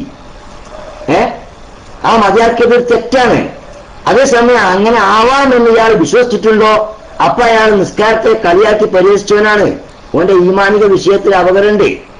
അല്ലെങ്കിലോ അങ്ങനെ വിശ്വാസമൊന്നുമില്ല, എന്നാ പിന്നെ കുതിരടിച്ചതാണ്, അത് അയാൾ ചെയ്തത് ഹറാമുമാണ്. ഈ അർത്ഥത്തിൽ നമ്മൾ ഈ കാര്യങ്ങളെ വിലയിരുത്തുമ്പോൾ ഇന്ന് വിദ്യാർത്ഥികാരുണ്ടാക്കി തീർത്ത ഈ വിവാദങ്ങളുടെ പേരിൽ മുഅ്മിനീങ്ങൾ ചെയ്തു വരുന്ന ഒരുപാട് അമലുകളിലുള്ള സമുദായത്തിന്റെ മാനസിക നിലപാടിനെയാണ് ദോഷകരമായി ബാധിച്ചിട്ടുള്ളത്. ഇത്തരം ദോഷങ്ങളിൽ നിന്നൊക്കെ മോചനം നേടി നമ്മുടെ കൽബിന് ദീനിന്റെ മുഴുവൻ കാര്യങ്ങൾക്ക് ഈമാനികമായ ശക്തി വർദ്ധിപ്പിക്കാൻ ആവശ്യമായ ഒരു പാഠമാണ് നാം ഇതിലൂടെ കാണുന്നത്. അതുകൊണ്ട് തന്നെ അണ്ടർലൈൻഡ് ശേഷം പറഞ്ഞ വാക്ക് ശ്രദ്ധിച്ചോ, ഇത്തഖുള്ള അക്കത്തുക്കാത്തി കൊണ്ട് അടിവരയിട്ടു, അനുസരിക്കേണ്ട യഥാരൂപത്തിൽ അനുസരിക്കണം എന്ന് പറഞ്ഞിട്ട് ലാ തമൂത്തുന്ന ഇല്ലാവാന്തും മുസ്ലിമു എന്നാ പിന്നെ പറഞ്ഞു. അതിന്റെ അർത്ഥം എന്താ? യഥാരൂപത്തിലല്ലാതെ നിങ്ങൾ അനുസരണമായാൽ നിങ്ങൾ മരിക്കുന്ന സമയത്ത് പേര് മുസ്ലിം അല്ലാതായിട്ടുണ്ടാവും എന്നാ. അള്ളാഹു കാത്തുരക്ഷിക്കട്ടെ. എത്ര ഗൗരവമാണാ പറഞ്ഞത്. ഇത്തഖുല്ലാഹ, എന്റെ നിയമത്തെ നിങ്ങൾ അനുസരിക്കണമെന്ന് പറഞ്ഞിട്ട് അവിടെ അടിവരയിടുന്നു. ഹക്കത്തുക്കാത്തി, ശരിയായ അനുസരണം കേട്ടോ. നിങ്ങൾ പറഞ്ഞു ലാ തമൂത്തുന്ന ഇല്ലാവാന്തും മുസ്ലിമൂൻ. ഇവിടെ നിങ്ങൾക്ക് തെറ്റുപറ്റിയാൽ, അള്ളാഹുവിനെ അനുസരിക്കാൻ തെരഞ്ഞെടുത്തിരിക്കുന്ന റൂട്ടിൽ നിങ്ങൾക്ക് തെറ്റുപറ്റിയാൽ ലാ തമൂത്തുന്ന ഇല്ലാവാന്തും മുസ്ലിമൂൻ, നിങ്ങൾ മരിക്കുമ്പോ പേര് മാറാൻ സാധ്യതയുണ്ട് എന്നാണ് ആ പറഞ്ഞ ആയത്തിന്റെ പ്രഖ്യാപനം. അത് തന്നെ റസൂലുള്ളാഹി തങ്ങൾ ഞാൻ കഴിഞ്ഞ ആഴ്ച പറഞ്ഞ ക്ലാസ്സിൽ പറഞ്ഞിട്ടുണ്ട്. ധാരാളം ഭിന്നിപ്പിന്റെ വഴികൾ പറഞ്ഞിട്ട് 72 പേച്ചു പോകും. ഇസ്ലാമിന്റെ ഉള്ളിലുള്ളവരാണ് ആ പേച്ചു എന്ന് പറഞ്ഞത്, അല്ലേ? പുറത്തല്ല. ഞാൻ പുറത്തൂർ ജോലി ചെയ്യുന്ന കാലത്ത് രസകരമായൊരു സംഭവം ഉണ്ടായി. രസകരമായൊരു സംഭവം എന്താ അറിയോ? അവിടെ ആ നാട്ടില് വളരെ പരിമിതമായ വീട്ടുകാരേ ഉള്ളൂ വിദ്യാർത്ഥി ചിന്തയിലുള്ള ആളുകൾ അന്ന് കേട്ടോ. ഇപ്പോഴത്തെ അവസ്ഥ എനിക്ക് അറിഞ്ഞൂടാ. ഒരു 20-ൽ താഴെയുള്ള വീട്ടുകാർ കേവലം. അവർക്ക് ആ 20ഓളം വരുന്ന കുടുംബങ്ങളെ അവിടെ വിദ്യാർത്ഥികാരാക്കി സംഘടിപ്പിച്ചതും അവർക്ക് വേണ്ടി ഒരു അറബിന്റെ അടുത്തുനിന്ന് സൗദി അറേബ്യയിൽ നിന്ന് കാശ് കൊണ്ടുവന്ന ഒരു പള്ളി കയറ്റി കൊടുത്തതും ഒക്കെ അതിന്റെ മുമ്പിൽ നിന്ന് അതൊക്കെ ഉണ്ടാക്കി കൊടുത്ത മെയിൻ ആള്, അയാള് ഞാനുമായി വ്യക്തിപരമായി നല്ല സമ്പർക്കമാണ്. സുന്നത്ത് ജമാഅത്തിന്റെ അദബ് അക്ഷരമൊക്കെ പാലിച്ചുകൊണ്ട് തന്നെ ബന്ധപ്പെടാറുള്ളൂ. സലാം എൻ്റെ അടുത്തേക്ക് വരുമ്പോൾ സലാം പറയില്ല. മൗലവിയാണ്, എൻ്റെ അടുത്തേക്ക് വരുമ്പോൾ സലാം പറയില്ല. അയാൾ പറഞ്ഞാൽ ഞാൻ മറക്കില്ല എന്ന് അയാൾക്കറിയാം. ഞാൻ അയാളോട് പറയാറുമില്ല. അങ്ങനെ ഞാൻ അയാളെ ഒരു നിരക്കും എൻ്റെ ഒരു കാലിച്ചായ വാങ്ങിക്കൊടുത്ത് ആദരിച്ചിട്ടുമില്ല. അതേസമയം വന്നിരിക്കും ഒഴിവുള്ള സമയത്തൊക്കെ റൂമിൽ വന്നിരുന്നിട്ട് ഇയാൾ എന്നോട് ആശയപരമായി കൊത്തും. അങ്ങനെ കൊത്തി ഞാനും കൊത്തി. ആ കൊത്തുന്ന കൂട്ടത്തിൽ ഒരിക്കൽ ഇയാൾ പറഞ്ഞു, വളരെ ഗൗരവാട്ടോ ഈ സംഭവം. ഇയാൾ എന്നോട് എന്താ പറഞ്ഞെന്നറിയോ? 73 വിഭാഗമുണ്ട് ഈ സമുദായത്തിൽ എന്ന് റസൂലുള്ളാഹി സ്വല്ലല്ലാഹു അലൈഹി വസല്ലം തങ്ങൾ പറഞ്ഞതിൽ എനിക്ക് സംശയമുണ്ട് പറഞ്ഞു ഇയാൾ. എന്റെ സഹോദരന്മാരെ, ഇയാൾക്ക് സംശയം. ലോകത്തിക്കാലം വരെ പറഞ്ഞ എല്ലാരും പറഞ്ഞ 73 വിഭാഗം ഉണ്ടാവും, 72 പേച്ചതാണ് എന്ന് റസൂലുള്ളാഹി തങ്ങൾ പറഞ്ഞതിൽ എനിക്ക് സംശയമുണ്ട്. ഞാൻ ചോദിച്ചു, എന്താ നിങ്ങളെ സംശയം എന്ന് ചോദിച്ചു. റസൂലുള്ളാഹി തങ്ങൾ അങ്ങനെ പറഞ്ഞിട്ടില്ല, റസൂലുള്ളാഹി തങ്ങൾ അങ്ങനെ പറഞ്ഞിട്ടില്ല എന്നാണ് ഞാൻ വിശ്വസിക്കുന്നത്. പിന്നെ അങ്ങനെ പറഞ്ഞു എന്ന് പറഞ്ഞ് ഹദീസ് ഉദ്ധരിച്ച ഇമാം ബുഖാരി തങ്ങളല്ലേ അദ്ദേഹം പറഞ്ഞാട്ടോ. സത്യത്തിൽ ഇമാം ബുഖാരി ആ ഹദീസ് റിപ്പോർട്ട് ചെയ്തിട്ടില്ല. ബുഖാരിന്റെ ഉള്ള ഹദീസ് അല്ല അത്. 73 വിഭാഗം ഉണ്ടാവും, 72 നരകത്തിലാന്ന് പറഞ്ഞ് ബുഖാരിയുടെ ഹദീസ് അല്ല. പക്ഷെ അദ്ദേഹം പറഞ്ഞ അങ്ങനെ. അദ്ദേഹം നമ്മൾ പറഞ്ഞെന്നറിയോ? ആ ഹദീസ് ചെക്ക് ചെയ്തെടുത്ത് ഇമാം ബുഖാരിക്ക് തെറ്റുപറ്റിയിരിക്കുന്നു. അങ്ങനെ ഒരു ഹദീസ് സഹിയായി വരാൻ സാധ്യതയില്ല. അല്ലെങ്കിൽ റസൂലുള്ളാഹി പറഞ്ഞു എന്ന് തന്നെ സമ്മതിക്കേണ്ടി വരികയാണെങ്കിലോ അത് പറയുമ്പോൾ റസൂലുള്ളാഹി തങ്ങൾക്ക് കണ്ടീഷൻ കുറവുണ്ട് എന്ന് നമുക്ക് പറഞ്ഞു. വാക്കതാണ്, വാക്ക് ഗൗരവമുള്ള വാക്കാ. റസൂലുള്ളാഹിക്ക് കണ്ടീഷൻ കുറവോടെ പറഞ്ഞാണ്. പക്ഷെ അയാൾ ഉദ്ദേശ ആശയം ഞാൻ നേരത്തെ പറഞ്ഞാട്ടോ, അതൊന്നും മഫ്ഹൂമില്ല, എണ്ണത്തിന് കൃത്യതയില്ല. അപ്പൊ 73 വിഭാഗം എന്ന കൃത്യതയില്ല, ധാരാളം എന്ന അർത്ഥമുള്ളൂ എന്നാണ് അയാൾ ഉദ്ദേശിച്ചത്. അതിന് അയാൾ പറഞ്ഞ വാക്ക് റസൂലുള്ളാഹിക്ക് കണ്ടീഷൻ കുറവുണ്ട് എന്നാ. അപ്പൊ ഞാൻ ചോദിച്ചു, എന്താണ് മൗലവി നിങ്ങൾ ഇങ്ങനെ പറയാൻ കാരണം എന്ന് ചോദിച്ചു. ഇയാൾ പറഞ്ഞെന്താറിയോ? ഞാൻ വിഭാഗങ്ങളെ എണ്ണി നോക്കുമ്പോൾ 140ന്റെ മേലെ ഇപ്പൊ തന്നെ ആയിട്ടുണ്ട് എന്നാ. അയാൾ പറയാ 140ലേറെ വിഭാഗങ്ങൾ ഇപ്പോൾ തന്നെ ഉണ്ട്. അതുകൊണ്ട് 72 വിഭാഗം 73 വിഭാഗമെന്ന് റസൂലുള്ളാഹി തങ്ങൾ അങ്ങനെ പറയാൻ സാധ്യതയില്ല. അഥവാ അപ്പൊ ബുഖാരി ഇമാമിന് തെറ്റുപറ്റിയതാണ് റിപ്പോർട്ട് ചെയ്തതിൽ. അല്ല പറഞ്ഞിട്ടുണ്ടെങ്കിൽ റസൂലുള്ളാഹി തങ്ങൾ കണ്ടീഷൻ ഇല്ലാതെ പറഞ്ഞ, എണ്ണത്തിലെ കൃത്യത ഇല്ലാതെ പറഞ്ഞതാണ് എന്നാണ് പറഞ്ഞപ്പോ ഞാൻ പറഞ്ഞു രണ്ടും സംഭവിച്ചിട്ടില്ല, അല്പം കണ്ടീഷൻ കുറവ് നിങ്ങൾക്കാണെന്ന് ഞാൻ പറഞ്ഞു. എന്തേന്ന് ചോദിച്ചു. അപ്പൊ ഇയാള് 140 എന്ന് പറഞ്ഞു. ഞാൻ പറഞ്ഞു 140 പോയിട്ട് 40 പോലും ആയിട്ടില്ല, അത് ഇനിയും കുറെ വരാനിരിക്കുന്നുണ്ട് നിങ്ങളെ പോലത്തെ സൈസ് എന്ന് ഞാൻ അദ്ദേഹത്തോട് പറഞ്ഞപ്പോൾ ഇയാളും ഞാനും തർക്കമായി. 140 ഉണ്ടെന്നും അത്ര ഇല്ല എന്ന് ഞാനും ഉണ്ടെന്ന് അയാളും. അവസാനം എന്നാ എണ്ണ എന്ന് പറഞ്ഞു. എണ്ണാൻ തുനിഞ്ഞു. എണ്ണി അയാളിങ്ങനെ എണ്ണിയപ്പോ തന്നെ ആദ്യം തന്നെ എണ്ണ നിങ്ങൾ 6 സുന്നിനെ എണ്ണി. EK സുന്നി, AP സുന്നി, സമസ്ത സുന്നി, ദക്ഷിണ സുന്നി, മുസ്തഫ സുന്നി, ഇസ്സുന്നി എന്നൊക്കെ പറഞ്ഞാൽ എണ്ണുന്ന ഇയാള്. അന്ന് ഈ സുന്നി എന്ന സുന്നി ഉണ്ടായിരുന്നു. അപ്പൊ മുസ്തഫ സുന്നി അന്ന് മുസ്തഫൽ ഫൈസിനെ കൂട്ടിയിട്ട് അന്ന് വേറൊരു ഗ്രൂപ്പായിട്ട് രൂപാന്തരപ്പെടുന്ന സൂചന ഉണ്ടായിരുന്നത് കൊണ്ട് അങ്ങനെയുണ്ട്. ഞാൻ പറഞ്ഞു സുന്നിയൊക്കെ ഒന്നാണ്, അതിങ്ങനെ എന്തിനാണ് മൗലിക ഇങ്ങനെ 6 എണ്ണുന്നത്? അല്ലല്ല 6 പറഞ്ഞപ്പോ അയാൾക്ക് 140 തേക്കണ്ടേ, അതിന് എണ്ണം കൂട്ടി അങ്ങനെ പറഞ്ഞു. മുജാഹിദീങ്ങൾ അന്ന് 8 വിഭാഗം ആകാത്തത് കൊണ്ട് അയാളെ പിന്നെ അയാൾക്കാർക്ക് എണ്ണാൻ പറ്റിയില്ല. ഇന്നാണെങ്കിൽ അയാളെ 8 ഒന്നുമായിരിക്കും. ഏതായിരുന്നാലും മുജാഹിദിന് എണ്ണി, ജമാഅത്തിന് എണ്ണി, അവുൽ ഹദീസ്, അൽ ഖുർആൻ, ബഹായിസം, ചേകനൂര്, തെരീക്കത്ത്, കൊരൂർ ഷെയ്ഖ്, ചോറ്റൂർ ഷെയ്ഖ്, ഇങ്ങനൊക്കെ എണ്ണി, നൂരിഷ, തെരീക്കത്ത് ഇങ്ങനെ എണ്ണി അയാള് 20ന്റെ മേലെ അധികം ആൾക്ക് പോകാൻ കഴിഞ്ഞില്ല. പിന്നെ അയാൾ എണ്ണാൻ തുടങ്ങിയ എന്താ നിങ്ങള്? നമ്പൂരി, ബ്രാഹ്മണൻ, നമ്പൂരി, ആശാരി, മൂശാരി, പെരുങ്കൊല്ലൻ, മണ്ണാൻ, പറയൻ, ചെർമ്മൻ, ഇങ്ങനെ എണ്ണാൻ തുടങ്ങി. സുബ്ഹാനല്ലാഹ്. അപ്പോഴാണ് ഈ സാധുവിന് പറ്റിയ അബദ്ധം നമ്മൾക്ക് ബോധ്യപ്പെട്ടത്. എന്താ ആ അബദ്ധം? മനുഷ്യകുലത്തിന് മൊത്തം 73 വിഭാഗമെന്നല്ലല്ലോ റസൂലുള്ളാഹി തങ്ങൾ പറഞ്ഞത്. സതഫ്തരിഖു ഉമ്മത്തി, എന്റെ സമുദായം 73 ആവുന്ന. അപ്പൊ ലാ ഇലാഹ ഇല്ലല്ലാഹ് മുഹമ്മദുർ റസൂലുള്ളാഹ് ഈ മുദ്രാവാക്യം അംഗീകരിച്ചവർ തന്നെയാവണം 73. ഞാനിത് പറഞ്ഞതിനാണ് നിങ്ങള് ഈ സമുദായത്തിന്റെ അകത്ത് ഉണ്ടാകുന്ന അവാന്തര വിഭാഗങ്ങളെ കുറിച്ചാണ് റസൂലുള്ളാഹി തങ്ങൾ ഈ പറഞ്ഞതെങ്കിൽ അത്തരം വിഭാഗങ്ങളെ സൂക്ഷിക്കാനാണ് ഹഖ്ഖ തുഖാത്തി കൊണ്ട് അടിവരയിട്ടതും. എന്നിട്ട് അത് സൂക്ഷിക്കാതിരുന്നാൽ ലാ തമൂതുന്ന ഇല്ലാ വഅൻതും മുസ്ലിമൂൻ, മരിക്കുമ്പോൾ കേട് മാറാൻ വരെ സാധ്യതയുണ്ടെന്ന് അല്ലാഹു തആല പറഞ്ഞത് വിശ്വാസപരമായ കാര്യങ്ങളിൽ നിങ്ങൾ പലതിനെയും വിലയിരുത്തുന്നിടത്ത് മനസ്സിന് തെറ്റുപറ്റുമ്പോൾ പേരുമാറുമെന്നുമാണ്. അത്തരം അബദ്ധങ്ങളൊന്നും ഇല്ലാതിരിക്കാനാണ് നമ്മുടെ പ്രവർത്തകർ സുന്നത്ത് ജമാഅത്തിന്റെ വിഷയങ്ങളെ കൃത്യമായും വൃത്തിയിലും അത് പഠിക്കണം എന്നാഗ്രഹിച്ചത്. അങ്ങനെയുള്ള പഠനത്തിന് ആവശ്യമായ അനുകൂല സാഹചര്യങ്ങൾ തരികയും അതിലേക്കുള്ള മാനസികമായ അവസ്ഥ വളർത്തിത്തരികയും ചെയ്തുകൊണ്ട് അള്ളാഹു നമ്മെ യഥാർത്ഥ സുന്നത്ത് ജമാഅത്തിന്റെ പ്രവർത്തകരും അതിന്റെ മുഹിബ്ബീങ്ങളും പ്രചാരകരുമായി ദീർഘകാലം ആരോഗ്യമുള്ള ആയുഷ്കാലം ദീർഘിപ്പിച്ചു തന്ന് ജീവിപ്പിക്കുമാറാകട്ടെ. ആമീൻ എന്ന് ദുആ ചെയ്തുകൊണ്ട് തൽക്കാലം എന്റെ വാക്കുകൾക്ക് ഞാൻ വിട ചോദിക്കുന്നു.